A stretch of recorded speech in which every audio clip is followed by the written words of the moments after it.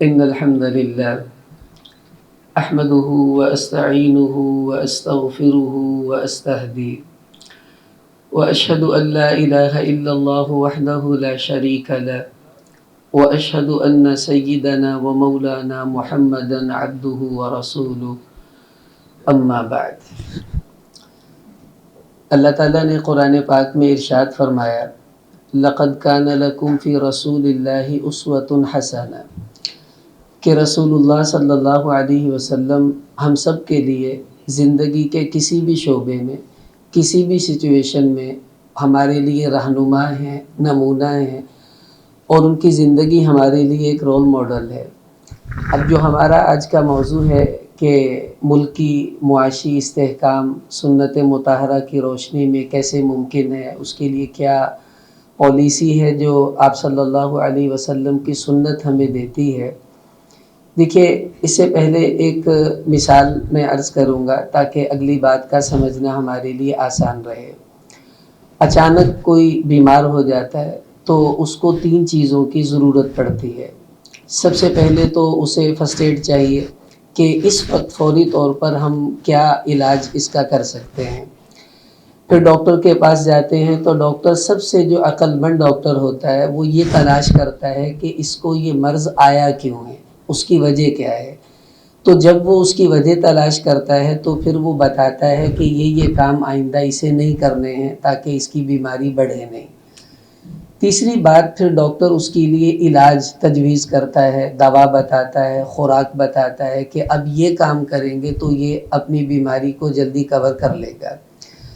بالکل اسی طرح معیشت کسی بھی ملک کی کمزور ہو جاتی ہے، تباہ ہو جاتی ہے تو اس کا مطلب ہے کہ وہ ایک بیمار کسی کیفیت اس میں آ جاتی ہے۔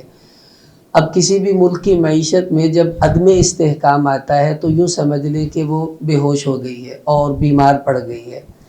اب اس وقت سب سے پہلا کام یہ ہے کہ عدم استحکام کے زمانے میں سنت مطہرہ ہمیں کیا روشنی دیتی ہے کہ ہماری جو انڈیویجول رسپانسبلٹیز ہیں وہ کیا ہیں، کہ ایک انفرادی طور پر کسی بھی معاشرے کی معیشت جب کمزور پڑ جائے تو معاشرے میں انفرادی طور پر کسی بھی فرد کی ذمہ داری کیا ہو سکتی ہے۔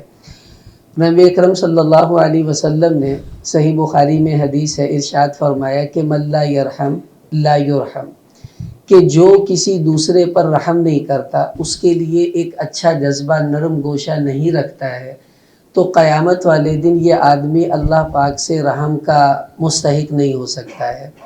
یعنی جب معیشت میں عدم استحکام آتا ہے تو یقیناً ایک طبقہ پسرا ہوتا ہے، اس پسنے والے طبقے کو رحم کی ضرورت ہوتی ہے، اور وہ لوگ جو اس وقت تھوڑے سٹیبل ہوتے ہیں ان کی ذمہ داری بنتی ہے کہ ان گرتے ہوئے لوگوں کو سنبھالنا۔ اس سے معیشت تو اگرچہ مضبوط نہیں ہوگی لیکن اس معیشت کی کمزوری کا جو اثر معاشرے پر پڑا ہے اس کو ہم کم کرنے میں اور ختم کرنے میں کچھ کردار انفرادی طور پر ادا کریں گے۔ وہ کیسے ہے؟ آپ صلی اللہ علیہ وسلم اور صحابہ کرام مکہ سے مدینہ منورہ جب ہجرت کے موقع پر تشریف لائے ہیں تو اس وقت مدینہ منورہ کی جو معیشت تھی اس پر ایک بہت بوجھ پڑا ہے، کیونکہ اتنا بڑا مجمع آیا اور وہ آنے والے اپنے ساتھ کوئی چیزیں لے کر نہیں آئے تھے۔ قرآن کہہ رہا ہے للفقراء المہاجرین، کہ وہ بالکل فقر کی حالت میں آئے تھے، خالی ہاتھ، کوئی ان کے پاس پیسہ نہیں ہے، کوئی ان کے پاس انڈسٹری نہیں ہے جو وہ آتے ہی وہاں پر لگائیں گے۔ اب ایک دم اتنا بوجھ پڑا تو نبی اکرم صلی اللہ علیہ وسلم نے، یہ تھا عدم استحکام کا ایک وقت۔ اب اس میں کیا آپ علیہ السلام نے حکمت عملی اپنائی۔ آپ صلی اللہ علیہ وسلم نے فرمایا کہ یہ صحیح مسلم میں روایت آتی ہے کہ طعام الواحد یکفی الاثنین وطعام الاثنین یکفی الاربع، کہ ایک آدمی کا کھانا 2 کو کافی ہو جاتا ہے، 2 کا کھانا 4 کو کافی ہو جاتا ہے۔ یہ ترغیب دی کہ جس آدمی کے پاس اپنے ایک وقت کا کھانا ہے، تھوڑا تھوڑا بھی اگر وہ بچا کر دوسروں کا مدد کر دے تو اس سے کئی بھوکوں کا پیٹ بھر سکتا ہے اور ان کو ایکسٹرا کوئی چارج نہیں کرنے پڑیں گے اپنے اوپر، اسی میں سے کچھ بچا کر معاشرے کی مدد کی جا سکتی ہے۔ اسی طرح آپ صلی اللہ علیہ وسلم نے پھر اس زمانے میں صحابہ کو یہ ترغیب دی کہ من کان لہ فضل ظہر، کہ جس آدمی کے پاس زائد سواری ہے، ایک ہے ایک اور بھی ہے، تو فَلْيُعِدْ بِهِ عَلَى مَنْ لَا ظَهْرَ لَهُ، تو جس کے پاس سواری نہیں ہے اس کو چاہیے اپنی زائد سواری اس کو عطا کر دے تاکہ اس کی ضرورت سواری والی پوری ہو جائے۔ عدم استحکام میں تھوڑا سیکریفائز ہر آدمی کو کرنا پڑتا ہے اگر آپ معاشرے کو سنبھالنا چاہتے ہیں۔ پھر ہمارے نبی صلی اللہ علیہ وسلم نے صحیح مسلم میں روایت ہے، فرمایا کہ وَمَنْ كَانَ عِنْدَهُ فَضْلٌ مِّنْ زَادٍ، جس آدمی کے پاس کھانے پینے کا سامان اپنی ضرورت سے کچھ زائد ہے، اب اس کی ذمہ داری کیا ہے؟ فَلْيُعِدْ بِهِ عَلَى مَنْ لَا زَادَ لَهُ، جو بھوکا ہے اس کو چاہیے اپنا زائد کھانا اس بھوکے تک پہنچا دے، اس کو کوڑے میں نہیں ڈالے، اس کو فریج میں سٹور کر کے نہیں رکھے، تاکہ اس تک پہنچے گا تو وہ جو ایک عدم استحکام معیشت کا غربت پر ایک ٹوٹ پڑا تھا ایک قہر کی شکل میں، اس میں کچھ کمی واقع ہو جائے گی۔ تو یہ فرسٹ ایڈ ہے جو ہمارے معاشرے کو آپ صلی اللہ علیہ وسلم نے دی ہے کہ عدم استحکام میں ہر آدمی دوسرے کا احساس کرنا سیکھ لے، تو اس سے معاشرہ بہت حد تک کچھ نہ کچھ کمزوری سے مضبوطی کی طرف جو ہے وہ منتقل ہوگا۔ اگلی بات اب یہ کہ عدم استحکام کیسے آتا ہے، کہ پیشنٹ بیمار ہوا کیوں ہے۔ ہمارے نبی صلی اللہ علیہ وسلم نے، چونکہ وقت بہت کم ہے تو 3 باتیں عرض کرنی ہے کہ عدم استحکام کیسے ہوتا ہے، پھر استحکام کی پالیسی آپ صلی اللہ علیہ وسلم نے کیا دی ہے، وہ بھی 3 ہی باتیں انشاءاللہ میں عرض کروں گا اپنے وقت کے اندر۔ سب سے پہلی بات ایک اصولی بات ہے کہ care is better than cure, کہ اگر کوئی آدمی پرہیز کرتا ہے، اپنی حفاظت کرتا ہے، یہ اس کے علاج سے بہت بہتر ہے۔ اس کا مطلب یہ ہے کہ معاشی استحکام پر جتنا زور ہم لگاتے ہیں اس سے زیادہ ہمیں فکر کی ضرورت ہے کہ عدم استحکام کیسے آتا ہے۔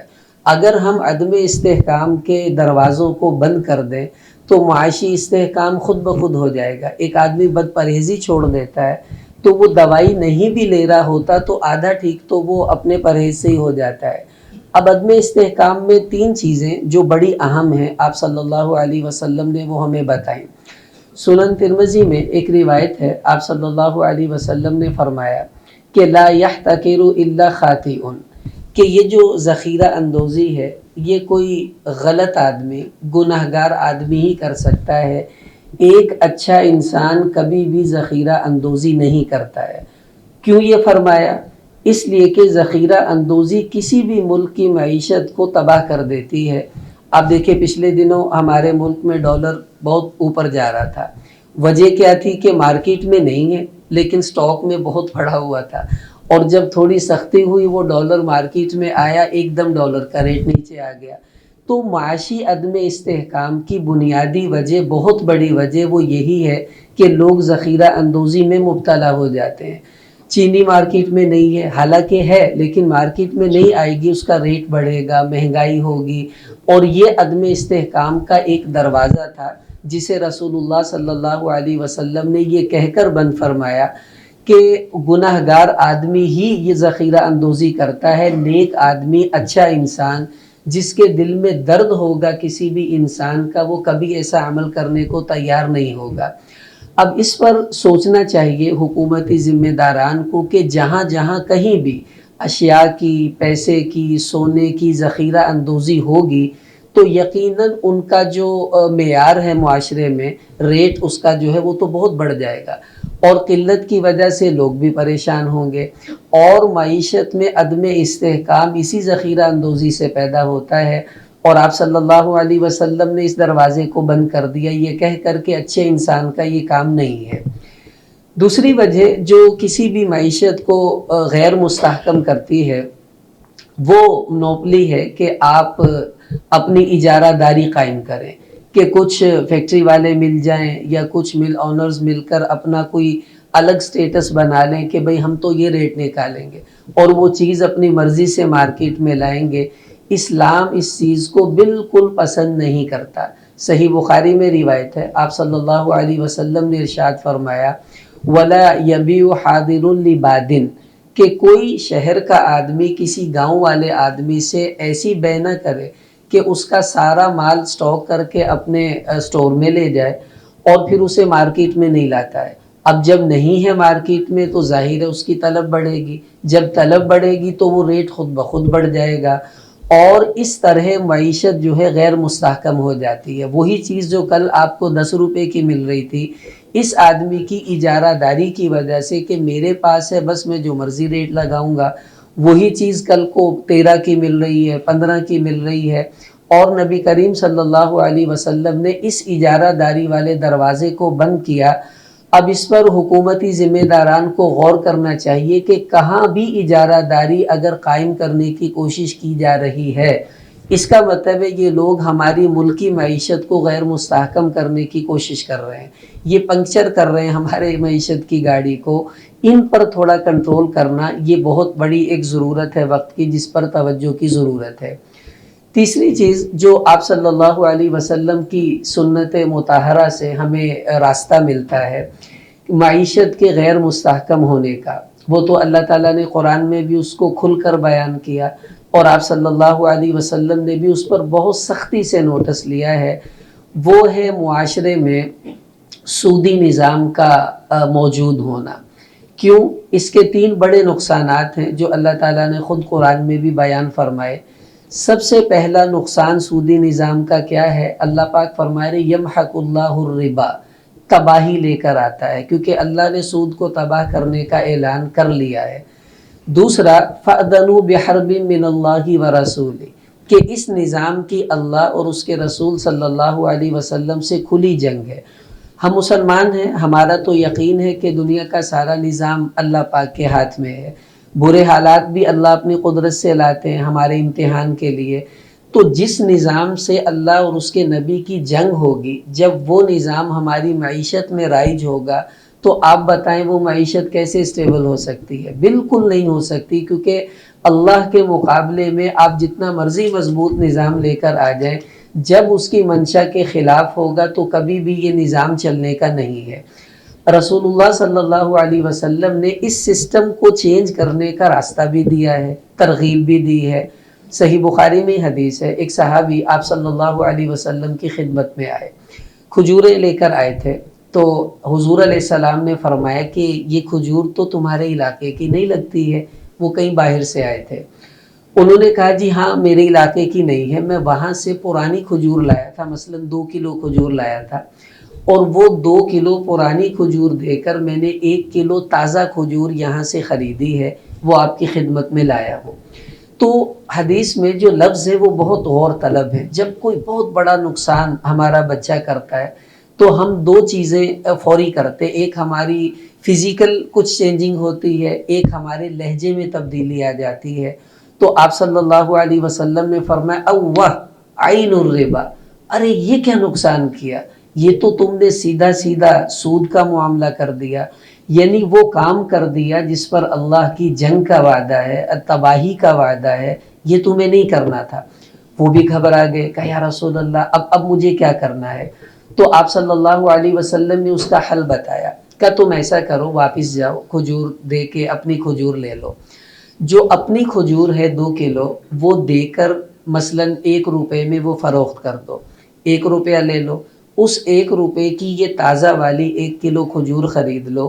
پہلے کھجور کے بدلے کھجور تھی، یہ سود تھا، اب درمیان میں پیسہ آ گیا ہے، تو پیسے کے آنے کی وجہ سے وہ نظام سود سے بدل کر شرعی تجارت میں تبدیل ہو گیا ہے، اب کوئی حرج کی بات نہیں ہے۔ یعنی آپ نے سسٹم چینج کیا ہے، اس کے ارادے تبدیل نہیں کیے، معیشت کو کہیں تباہی کی طرف نہیں لے کر گئے۔ بالکل آج ہمارے جتنے بھی ملک کے اکونومسٹ ہیں ان کو بیٹھ کر ایک ایسی پالیسی اپنانی چاہیے کہ جہاں جو بھی سسٹم ہے آپ علماء سے رہنمائی لے کر اس سسٹم کی خرابیوں کو جو سود کی وجہ سے پیدا ہو رہی ہیں تو اس کا الٹرنیٹ موجود ہے۔ الحمدللہ ہمارا دین ایسا کامل ہے، یہ نہیں ہوگا کہ آپ آئیں گے اور دین یہ کہے گا کہ نہیں ہمارے پاس ایسا کوئی سسٹم نہیں ہے، بالکل ہوتا ہے، صرف وجہ یہ ہے کہ یہ 2 طبقے مل کر بیٹھیں گے تو پھر ایک ایسا راہ ہمیں مل جائے گی جس پر انشاءاللہ یہ جو عدم استحکام کی سب سے بڑی وجہ سودی نظام ہے یہ انشاءاللہ ختم ہو جائے تو ہماری معیشت خود بخود مستحکم ہوگی اور ہم اپنی آنکھوں سے دیکھیں گے۔ پچھلے سالوں میں اس پر الحمدللہ بہت سی ڈیبیٹس ہوئی ہیں اور سیمینار بھی ہوئے ہیں اور بہت سی سفارشات پیش ہوئیں، اس پر وعدے بھی کیے گئے، اللہ کرے وہ سب پورے ہو جائیں تو پھر ہم اس کے ثمرات انشاءاللہ اپنے معاشرے میں دیکھیں گے۔ اب رہی یہ بات کہ معیشت کا جو ہمارا اصل موضوع بھی تھا وہ یہ کہ ملکی معیشت میں استحکام کیسے ہوگا، رسول اللہ صلی اللہ علیہ وسلم کی سیرت ہمیں اس میں کیا درس دیتی ہے۔ 3 اہم باتیں ہیں وہ میں عرض کروں گا۔ سب سے پہلا اہم اصول، آپ یقین کریں یہ ایک اصول اتنا وزنی اصول ہے سنت کا، جس معاشرے نے اس اصول کو لیا ہے اور آج جتنے بھی آپ دیکھ لیں ممالک، اگر وہ معاشی طور پر مستحکم ہیں، اس کے پیچھے یہ ایک اصول ضرور کھڑا ہوا ہمیں نظر آئے گا۔ وہ کیا ہے؟ وہ ہے اقتصاد فی النفقہ۔ رسول اللہ صلی اللہ علیہ وسلم نے صحیح بخاری میں روایت ہے، ارشاد فرمایا کہ ان اللہ کرہ لکم ثلاثا، 3 باتیں اللہ تعالیٰ کو بندے کی پسند نہیں ہیں، بالکل پسند نہیں ہیں۔ سب سے پہلا قیل وقال، کہ ادھر ادھر کی باتیں کرنا جس سے نہ دنیا کا کوئی فائدہ نہ آخرت کا کوئی فائدہ، یہ بات اللہ کو پسند نہیں۔ دوسرا آپ صلی اللہ علیہ وسلم نے فرمایا وَإِضَاعَةَ الْمَالِ، کہ اپنے مال کو ایسی جگہ لگا کر ضائع کرنا جس سے فائدہ حاصل نہیں ہوگا۔ اور تیسرا آپ صلی اللہ علیہ وسلم نے فرمایا کہ کثرت السؤال، زیادہ سوال کرنا مانگنا، یہ اللہ پاک کو پسند نہیں۔ اس کا مطلب یہ ہوا کہ اقتصاد فی النفقہ کا اصول، وہ ایک حدیث میں آپ علیہ السلام نے فرمایا کہ الاقتصاد فی النفقۃ نصف المعیشہ، کہ اگر آپ اپنے خرچوں کو مینٹین کر لیں تو آدھی معیشت اللہ پاک نے اسی میں چھپائی ہوئی ہے۔ کہ ایک انسان اس کی تنخواہ 10,000 ہے لیکن وہ روزانہ ہوٹلنگ بھی کرتا ہے اور جناب بجائے اپنی بائک پر آنے کے وہ ٹیکسی ہائر کرتا ہے آنے جانے میں، تو وہ 10,000 تنخواہ تو اس کی 2 دن بھی نہیں گزارے گی۔ اور یہی آدمی اگر خرچوں کو مینٹین کر کر چلتا تو پورا مہینہ یہ اس 10,000 میں گزارتا ہے۔ تو اقتصاد فی النفقہ یہ حکومتی ذمہ داریوں میں شامل ہے کہ حکومت کو ایسی پلاننگ کرنی چاہیے، اور حدیث میں آتا معال من اقتصد، کہ جس نے بھی میانہ روی اختیار کی ہے خرچ میں، وہ کبھی بھی فقیر نہیں ہوا، وہ کبھی تنگ دست نہیں ہوا۔ اس کا مطلب ہے جس ملک کے ذمہ داران اپنے خرچوں میں اعتدال سے کام لیں گے، اس ملک کی معیشت کبھی کمزور نہیں ہو سکتی ہے۔ اب اس کی میں مثالیں عرض کرتا ہوں۔ دیکھیے سب سے پہلے تو کوئی بھی ملک اگر بڑے بڑے عہدے ہیں، صدر ہیں، وزراء ہیں، گورنر ہیں اور سرکاری بہت سے جو دفاتر کے ذمہ داران ہیں، ظاہر ہے ان کو تنخواہ دینی ہے، اسلام بھی اس کی ترغیب دیتا ہے، دینی چاہیے۔ لیکن ایک ایسا ملک جہاں غربت بہت حد تک اوپر جا چکی ہے، ایک ایسا ملک جس کی معیشت ہچکولوں میں بالکل پھنسی ہوئی ہے، اس ملک کے ذمہ داران کو سرکاری مال سے جب تنخواہ مقرر کی جاتی ہے تو یہ دیکھ کر مقرر ہونا چاہیے۔ سنت یہ بتاتی ہے کہ آپ کے ملک کے باقی لوگوں کی زندگی کیسی گزر رہی ہے، کو انہی کے مال سے نکال کر آپ کو ان کی تنخواہ مقرر کرنی ہے، تو کم از کم ایسا انداز اپنایا جائے کہ ان کا حق بھی ادا ہو اور ملک پر بوجھ بھی نہیں بنے۔ مثلا ابو بکر صدیق رضی اللہ تعالیٰ عنہ جب خلیفہ بنے تو وہ تو کپڑے کا کام کرتے تھے اور انہوں نے کپڑے ہی کے کام کو کرنے کے لیے نکل پڑے۔ تو صحابہ نے عرض کیا کہ جی آپ اگر بازار میں چلے جائیں گے تو یہ نظام کون سنبھالے گا ملک کا؟ کہا پھر میرے گھر کا نظام کیسے چلے گا؟ اس وقت یہ طے ہوا کہ ایک عام آفیسر کی جو تنخواہ مقرر ہوتی ہے، آپ کی بھی وہی مقرر کی جائے جو آپ کے گھر کے خرچ کے لیے کافی ہو جائے۔ تو انہوں نے یہ نہیں کیا کہ میں بادشاہوں جیسی تنخواہ لوں گا، بلکہ یہ مقرر کیا کہ ایک عام انسان کو اپنے گھر میں گزارے کے لیے جتنا خرچ چاہیے ہے اتنا مجھے بھی دے دیا جائے۔ یہ وہ پالیسی ہے جو آپ صلی اللہ علیہ وسلم امت کو دے کر گئے ہیں، اقتصاد فی النفقہ۔ آپ دیکھیں ہمارے ملک میں جو تنخواہیں اور جو اس کے بعد مراعات ہیں، ان سب پر غور کریں تو ملکی معیشت اس کی متحمل نہیں ہے، کمزوری یہاں پیدا ہوتی ہے۔ اور یہ سیرت ہمیں رہنمائی دے رہی ہے کہ سیکریفائس صرف عوام ہی کے لیے نہیں ہے، بڑوں کے لیے بھی ہے، جو ذمہ داران ہیں انہیں بھی کچھ قربانی کرنی چاہیے تاکہ وہ اور عوام مل کر ملک کی معیشت کو مضبوط کرنے کی کوئی پالیسی بنا سکتے ہیں۔ اسی طرح آپ سرکاری طور پر جو دوسری چیزیں اقتصاد فی النفقہ میں، وہ یہ حضرت عمر رضی اللہ تعالیٰ عنہ نے، امام بخاری رحمۃ اللہ علیہ نے اس کو نقل کیا، اپنے گورنروں کو یہ خط لکھا کہ جو سنت کا راستہ ہے حکومت میں معیشت کو مستحکم کرنے کا، خط میں لکھ کیا رہے ہیں کہ اللہ تطیلوا بناءکم فإنہ من شر ایامکم، کہ دیکھو تم گورنر بن گئے ہو اپنے علاقوں کے، لیکن اونچے اونچے اور مہنگی مہنگی عمارتوں پر اپنے دفتر قائم نہ کر لینا، کیونکہ یہ پیسہ عوام کی فلاح و بہبود کے لیے ہے، تمہاری عمارتوں کے لیے تمہیں نہیں دیا جا رہا ہے۔ اب جو سرکاری عمارتوں پر بلا وجہ کی تزئین و آرائش اور اس پر کروڑوں روپے خرچ ہوتے ہیں، ماہانہ تو لاکھوں میں چلے جاتے ہیں، سالانہ دیکھیں تو وہ کروڑوں میں جا رہے ہوتے ہیں، اب ان پر اگر حکومت کنٹرول کرے تو کتنا سارا پیسہ بچ کر ان کاموں پر لگ سکتا ہے جن کے لیے ہمیں دوسروں سے قرض لینے پڑتے ہیں، IMF کے سامنے ہمیں مجبور ہونا پڑتا ہے۔ یہ اقتصاد فی النفقہ آدھی روزی ہے۔ پھر یہ لکھا حضرت عمر رضی اللہ تعالیٰ عنہ نے اپنے گورنروں کو، اللہ یأکل نقیہ، کہ میرا کوئی گورنر شاہانہ کھانے نہیں کھائے گا، عام لوگوں کی طرح سادہ کھانا اس کو بھی کھانا ہوگا، سرکاری خرچ سے وہ سادہ کھانے کے پیسے لے سکتا ہے، شاہانہ کھانوں کے نہیں۔ اب اگر کہیں کوئی ایسی میٹنگز ہوتی ہیں، گورنر اکٹھے ہوئے ہیں، وہ ملک جہاں لوگوں کو کھانے کا 2 وقت کی روٹی نہیں مل رہی ہے، وہاں پر اگر 15 20 ڈشوں کا بوفے لگ رہا ہو تو اس کا مطلب ہے ہم نے سنت کا راستہ چھوڑ دیا ہے۔ یہیں پر سادگی سے وہ خرچے بچ کر کیا کچھ نہیں ہو سکتا ہے، اور یہی چیز ہے جس پر آج کے زمانے میں غور کی بہت ضرورت ہے۔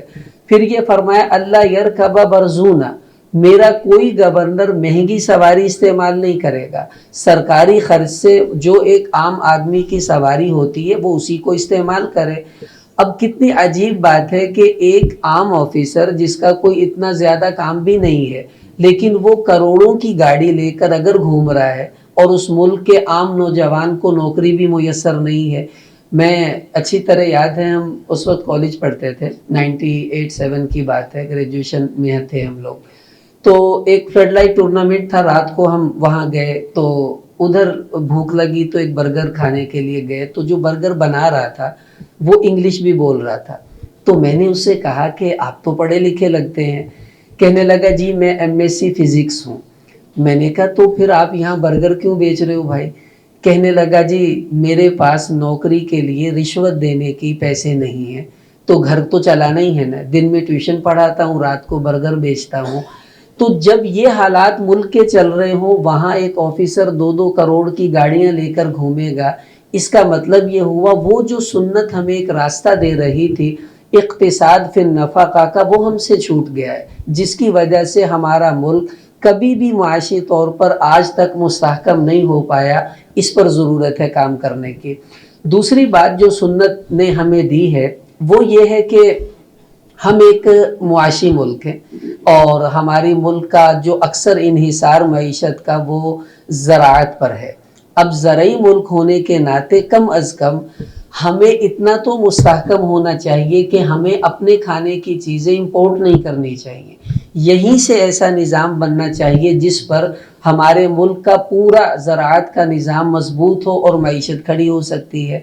آپ دیکھیے صحیح بخاری میں حدیث ہے، آپ صلی اللہ علیہ وسلم نے فرمایا کہ من احیا ارضا میتۃ فہی لہ، کہ جس کسی نے بنجر زمین کو آباد کیا وہ اس کا مالک ہے۔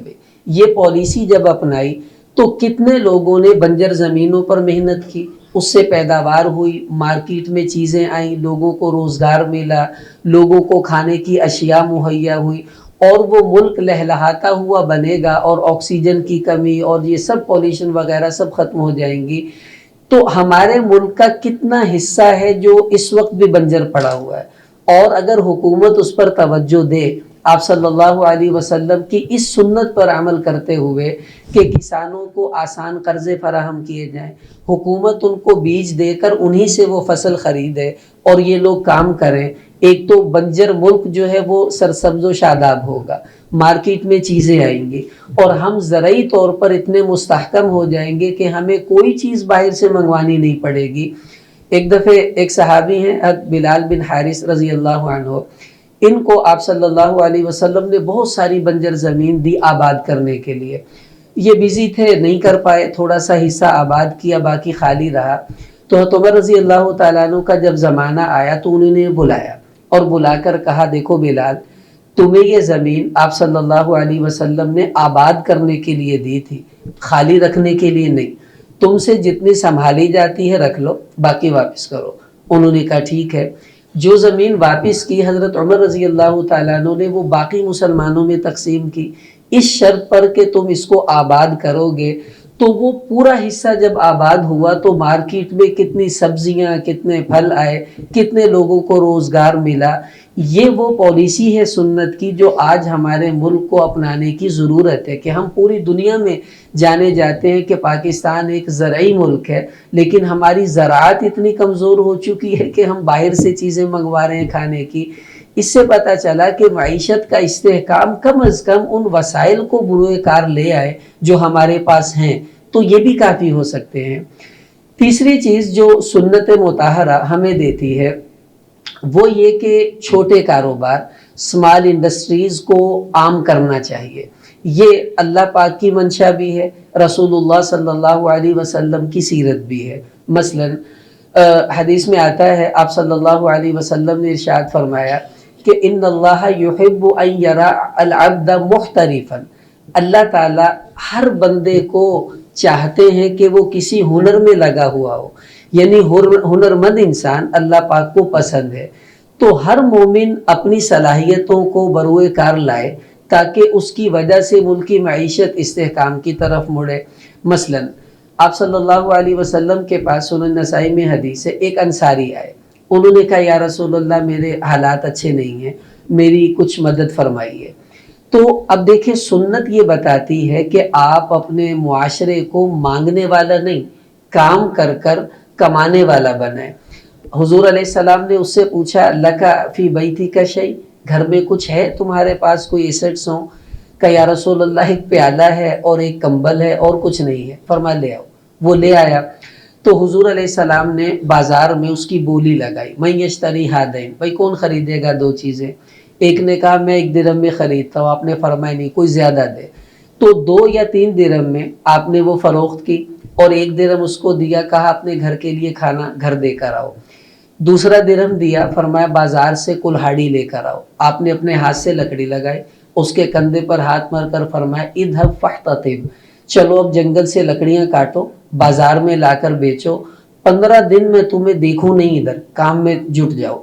وہ چلے گئے, انہوں نے پھر محنت کی, لکڑیاں کاٹی, بازار میں لائے, فروخت کی. اللہ نے ایسی برکت دی کہ گھر کا نظام بھی اچھا ہو گیا اور وہی مانگنے والا بعد میں دینے والا بن گیا.